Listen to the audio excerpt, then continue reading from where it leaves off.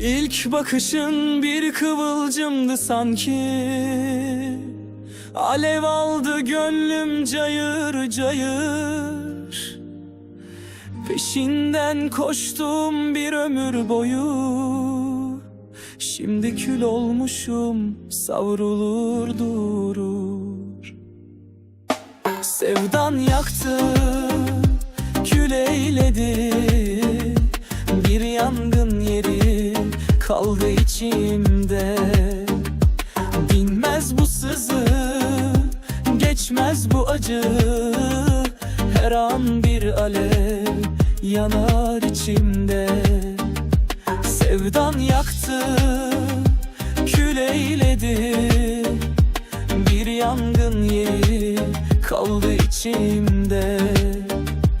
Dinmez bu sızı, geçmez bu acı, her an bir alev yanar içimde.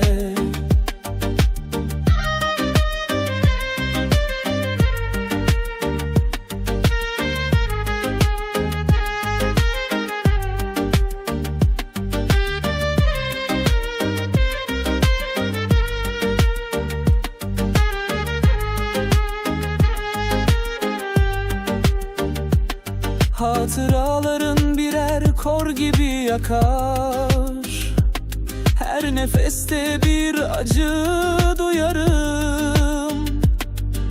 O güzel günlerin hayali kalır, şimdi yalnızlığa sarılırım.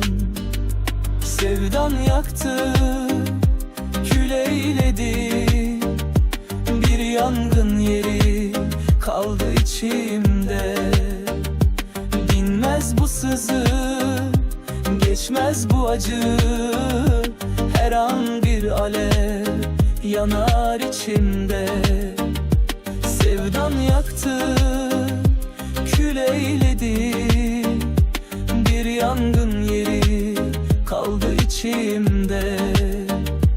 Dinmez bu sızı, geçmez bu acı, her an bir alev yanar içimde.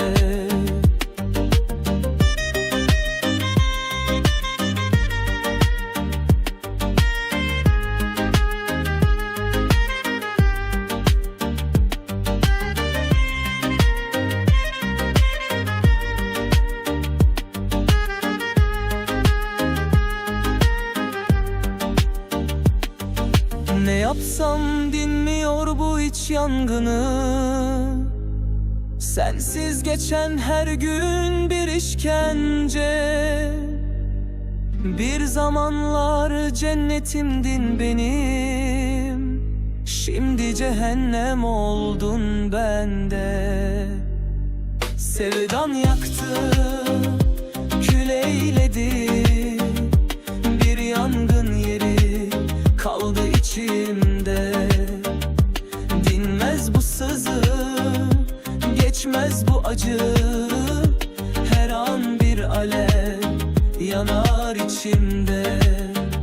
Sevdan yaktı, kül eyledi, bir yangın yeri kaldı içimde.